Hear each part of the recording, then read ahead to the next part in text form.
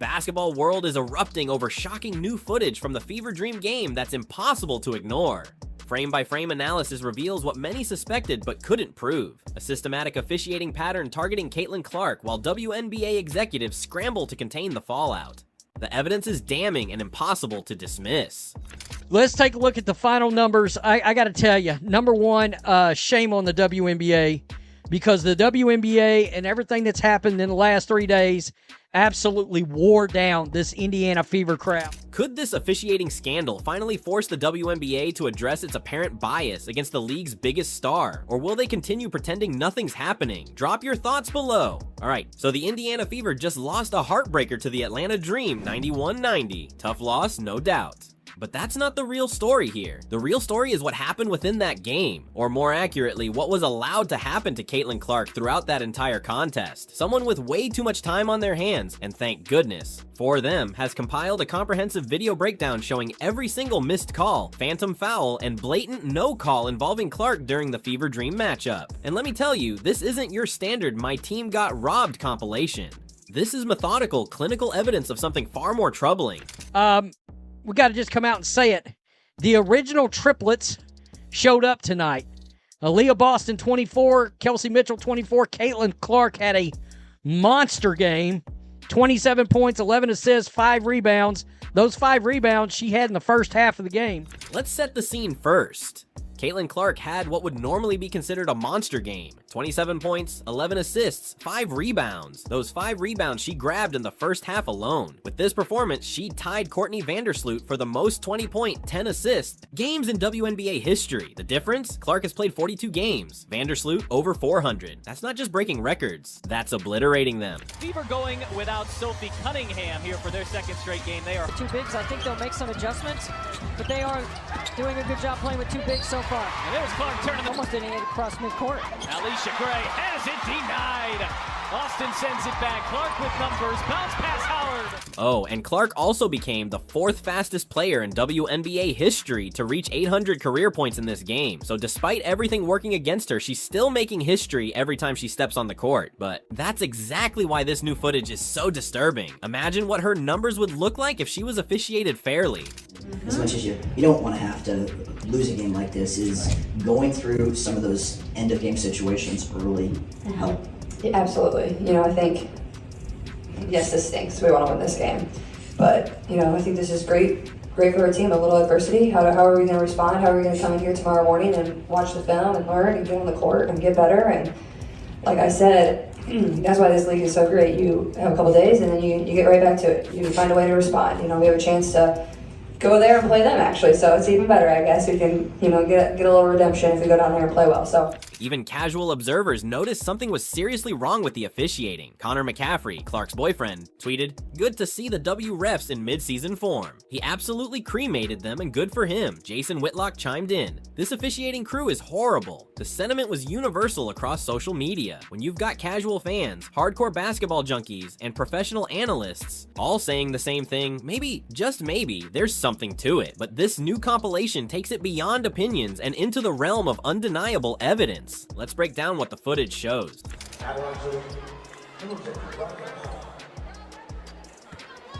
Boston continues to show her frustration. It really started to come. First, there are at least 7 clear instances where Clark was hit on the arm while shooting with no whistle, not borderline calls. Obvious contact that would be called for literally anyone else in the league. We're talking about defenders hitting her shooting elbow, swiping across her arms, and even one play where she gets essentially tackled from behind while attempting a layup. In one particularly egregious sequence, Clark gets knocked to the ground on a 3-point attempt with the defender clearly making contact with her landing space. A textbook flagrant 1 foul under current rules designed to protect shooters. Not only was there no flagrant called, there wasn't even a common foul. Play continued as Clark picked herself up off the floor. Then there's the defensive end. The compilation shows 4 separate occasions where Clark was called for ticky-tack fouls while playing straight-up defense. In one instance, she's standing completely still with her arms vertical. The Dream player initiates all contact and somehow Clark gets whistled. This is basketball 101. The vertical defender has established position, yet somehow the whistle goes against her. What makes this footage particularly damning is that it shows the same actions being judged completely differently depending on who's involved. There's a side-by-side comparison of Clark fighting through a screen versus a Dream player doing the exact same thing. Clark gets called for a foul, the Dream player doesn't. Same action, same amount of contact, completely different officiating. Standard. The most troubling aspect of all this is that it doesn't look random. Random bad officiating would hurt and help both teams equally. This doesn't look random, it looks targeted and systematic. And that's where the WNBA should be panicking, because this compilation isn't just circulating among hardcore basketball fans. It's going mainstream. Even two-time Masters champion Bubba Watson, who attended the game, seemed perplexed by what he was witnessing. When you've got celebrities from other sports noticing the discrepancy in officiating, you've got a serious problem on your hands. Let's be clear about something. Physical defense is part of basketball. Nobody's asking for Clark to get special treatment or for defenders to be unable to guard her properly. What people are asking for is consistency. The same rules applied the same way for everyone on the court. That's not happening right now.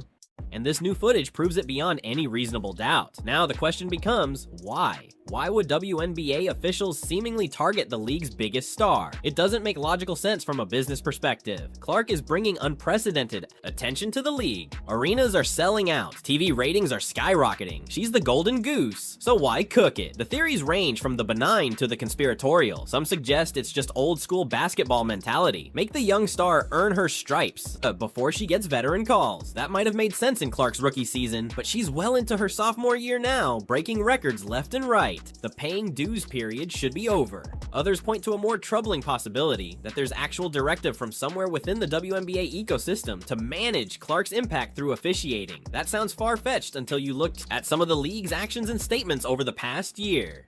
There seems to be an uncomfortable relationship with Clark's popularity, almost like some within the power structure are resistant to one player becoming so much bigger than everyone else.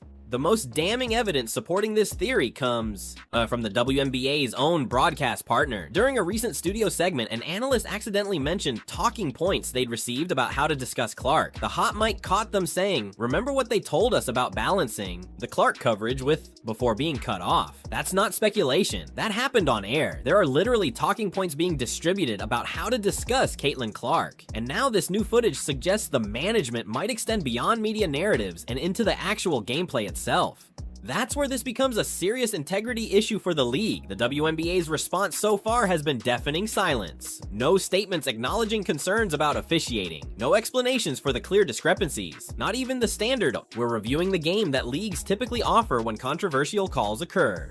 Just silence, which in crisis management is usually the worst possible approach. Meanwhile, the Indiana Fever crowd seemed almost subdued during this game, which is unusual given their normally electric atmosphere for Clark's games. As one observer put it, the WNBA and everything that's happened in the last 3 days absolutely wore down this Indiana Fever crowd from the very beginning of this game.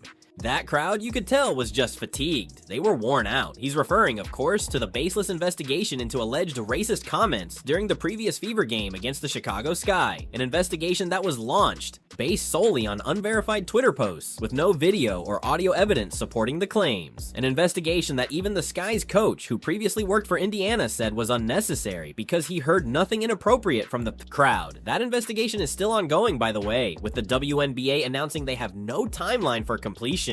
Meanwhile, they're allowing the cloud of suspicion to hang over Indiana's fan base, potentially affecting the atmosphere at home games and even putting the All-Star game scheduled for Indianapolis at risk. It all feels connected, part of a larger pattern of actions that seem designed to minimize, control, or contain the Caitlin Clark effect rather than embrace it. And that's where the WNBA's strategy becomes completely incomprehensible from a business standpoint.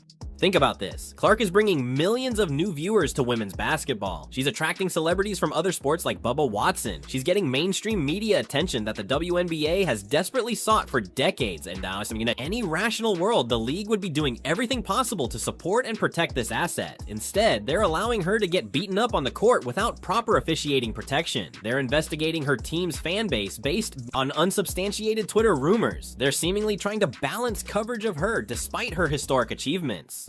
It's organizational malpractice at a level that's almost impossible to comprehend. What makes this particularly frustrating is how it affects the actual basketball being played. The Fever Dream game should have been a showcase of exciting women's basketball. Instead, as multiple observers noted, it became brutal to watch because of the constant inconsistent whistles. One analyst described it as a game that was slowed down most of the game. So many damn foul calls in this game made it visually hard to watch at times. This is exactly what basketball fans don't want to see. They tune in for the athleticism, the skill, the competition, not to watch referees take center stage with their whistles. And when those whistles seem to be applied unequally, it undermines the entire product. The irony here is that Clark herself never complains about the officiating. She's remarkably composed for a player in her position. She doesn't whine to refs, doesn't throw tantrums, doesn't make excuses in press conferences. She just plays basketball at an historically elite level and lets her game speak for itself. Her professionalism in the face of this treatment makes the situation even more glaring. Her teammates see it too.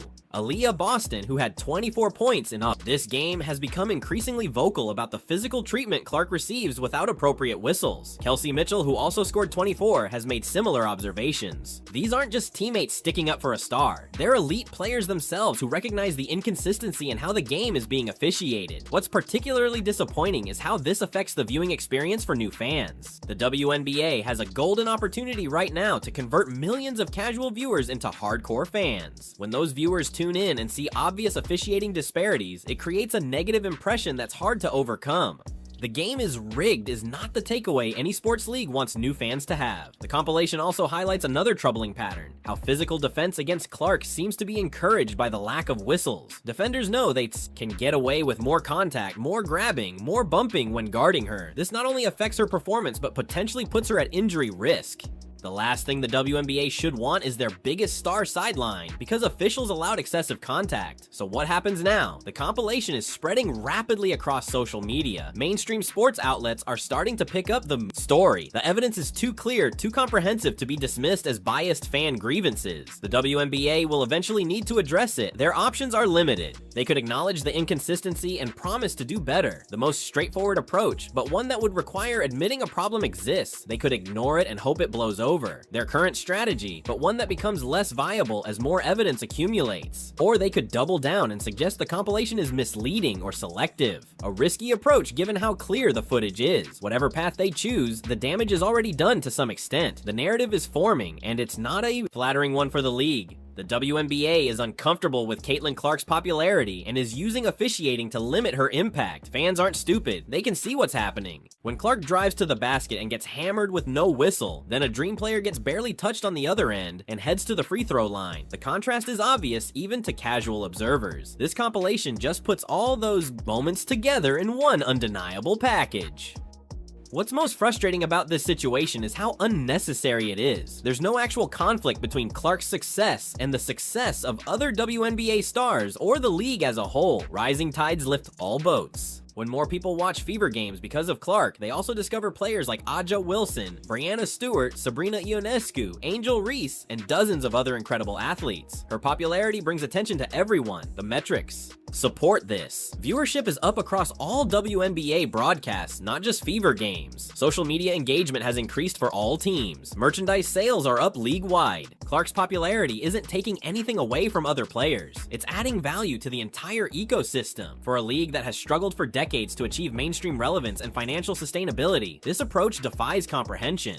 It's like being handed a winning lottery ticket and complaining about the tax implications. The WNBA is at a crossroads. They can embrace this moment, address the officiating concerns, conclude their baseless investigation, and focus on the incredible basketball being played. Or they can continue down this current path, alienating new fans and undermining their own product at the precise moment they should be celebrating its success. As one analyst put it, the WNBA, through officiating, is going to hold Clark and the Fever back. They're going to make games ugly, physical, and boring. They will use crap officiating to take away what this team is. Beautiful fun to watch. Let's hope that prediction doesn't come true, because if it does, the WNBA will have squandered the greatest opportunity for growth in its history. And that would be the real tragedy in all of this. The evidence is now undeniable. Frame-by-frame footage exposes how officials are handling Clark differently from everyone else on the court. Will the WNBA address this growing scandal or continue pretending it doesn't exist? Hit that like button, subscribe now, and comment fair whistles if you want consistent officiating.